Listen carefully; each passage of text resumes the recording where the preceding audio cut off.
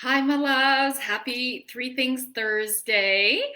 I am just on a break in my leadership certification program with Flourishing Life Coaching. I'm so excited. It's so yummy and juicy, and I'm so excited to be offering this as another certification as well, in addition to the first level of the life certification, which, by the way, I am facilitating a virtual 2-day live immersive for this life coaching certification. So this is for you if you're a leader, healer, light worker, practitioner, even if you're a parent. This is powerful, and it's going to support you to raise your confidence in raising your client results, so that will help you raise your rates.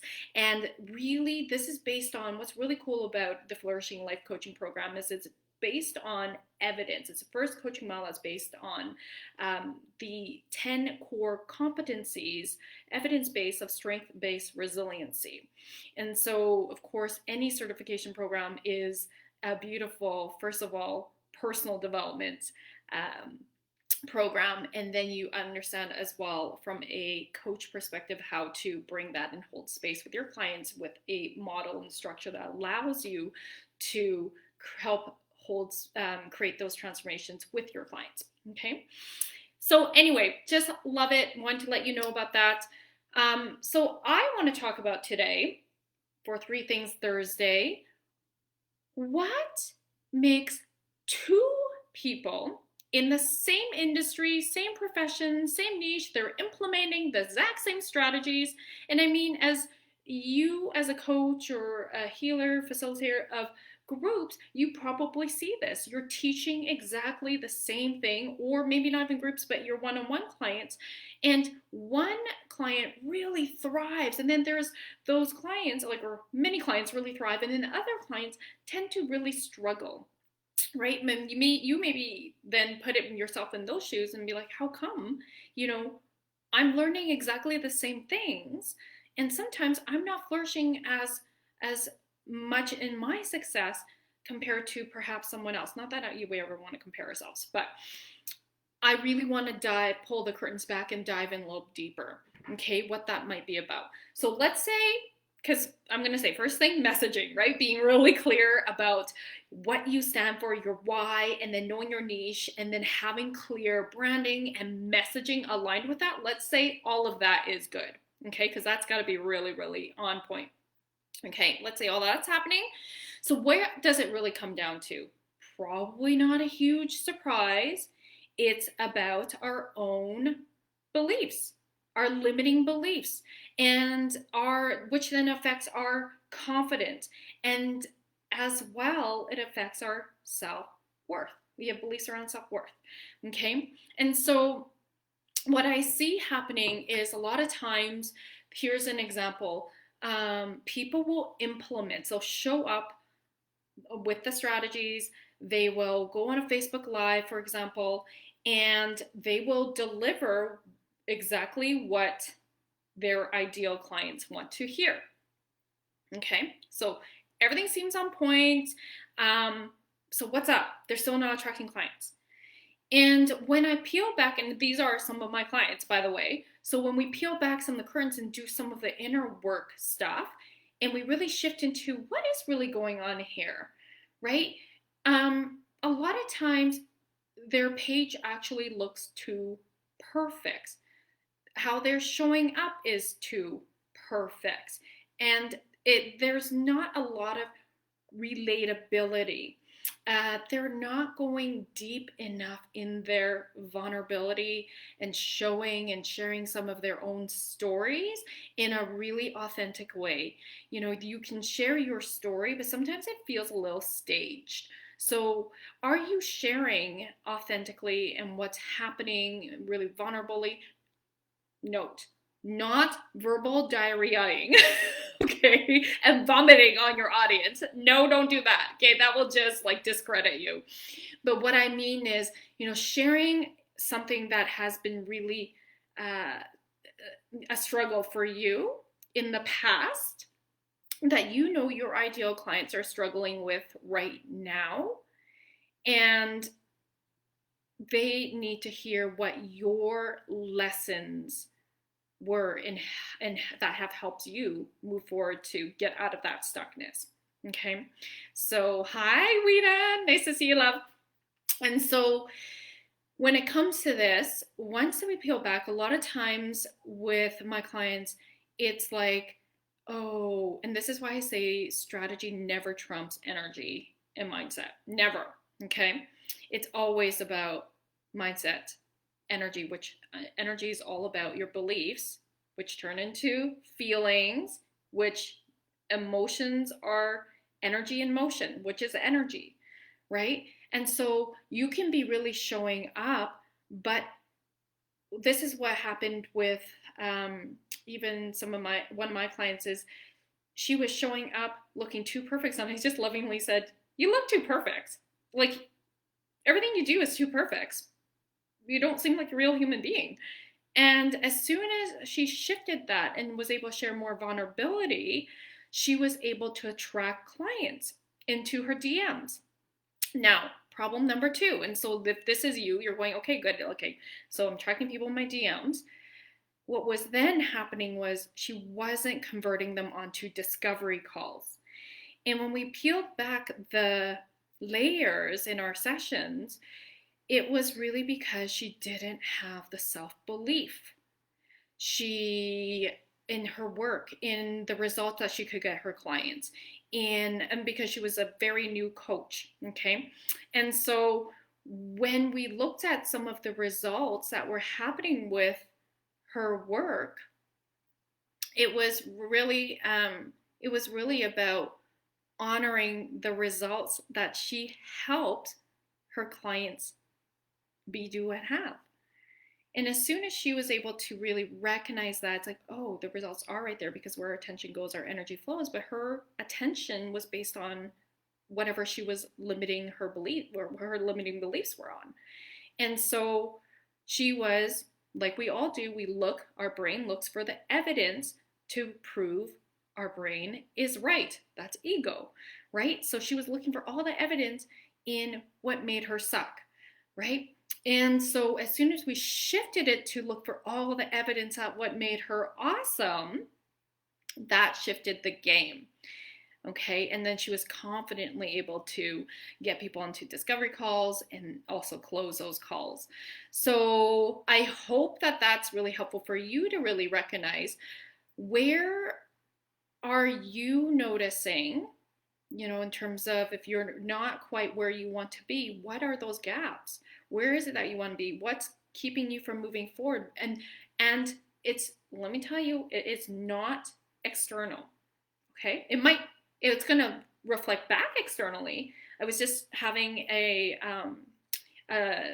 we do practice experiential sessions in the leadership coaching certification, and so I was just having a conversation with my peer, and one of the things we said was, everything is like, even in business, if let's say you are trying to be like everything to everyone in your business, you're busy putting out fires, you're not really staying focused and being in your zone of genius. You need to hire more team, or have more team, or ask for help. So why aren't you? Well, it goes back to the beliefs, right? Likely there's a belief that asking for help is weak, or a very common one I see is that you're so genius and epic at everything you do, and that no one else can do it as well as you can. So it's actually a control thing, right? And so it's really important, and trust me, you guys, I had to work through that one too.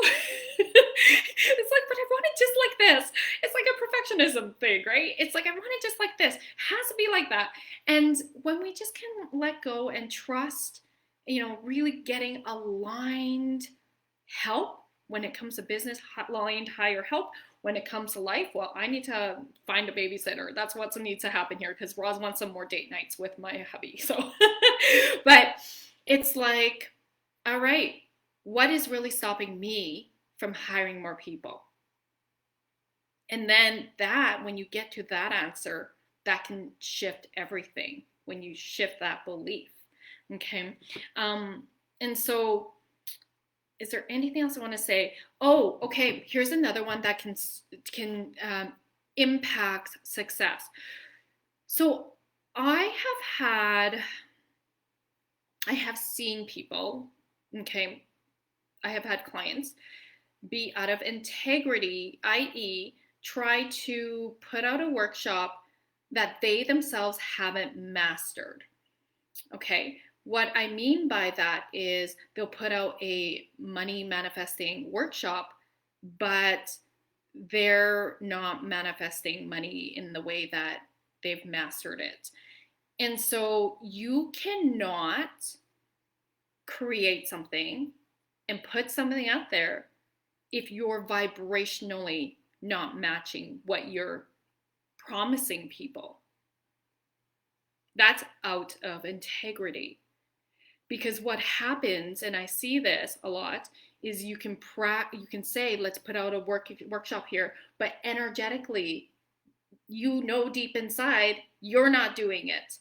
So then you're definitely not helping your clients do it. And so it's like, how can I ask people to be doing this thing when I'm myself have not done that same thing? What's happening is energetically that's going to affect and funk up your vibes and your ability to attract, because you don't fully believe in that because it's not true.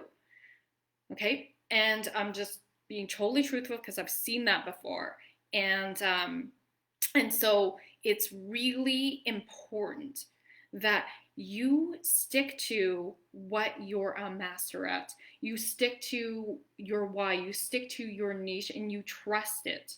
You trust it and have patience. Okay? If there's anything that's so deeply important, it is integrity. Taking personal accountability, taking radical spiritual accountability, and being in alignment of what you're putting out there is true for you, first of all, in your life. And then you can have that process to understand, because you're vibrationally at that level of what you are promising to support people in becoming. You cannot fake that shit. All right, this is me being bold and just saying this. And there are a lot of, and I will say, I know these people who put themselves out there and are not authentic, are not in integrity. And it just breaks my heart because I see they're digging themselves a hole, or I see people coming in and they're not happy with the work with them because they're not actually making progress. Right? I mean, I believe that everybody is, obviously we each take personal accountability to ourselves to show up for the results. But if a coach is, or a guide or healer is promising something that they themselves have not mastered, it's going to show up. So integrity would be the other piece. So self-beliefs. Okay, so again, what makes the difference between when two people implement same strategies, same niche, but one person really flourishes and the other person doesn't?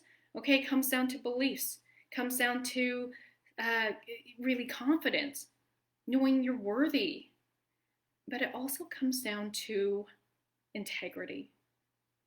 That's a huge piece. You can't fake. You cannot fake stuff. All right, my loves, and I don't mean you need to be perfect and you have mastered this perfectly before you put something out there, but you really need to remember that you got to be steps ahead, and that this has been something you have over and over repeated, that you're confident in holding space for your clients to move into that with you, that frequency with you. So I hope that this is helpful. I would love to hear what your takeaways are. I would love to hear your questions. And if you're interested, once again, in the Flourishing Life Coaching certification, which can lead to the Leadership Coaching certification, drop me a heart or send me a PM, and I'm happy to share with you a little bit more information to see if this is aligned for you. Take care, my loves.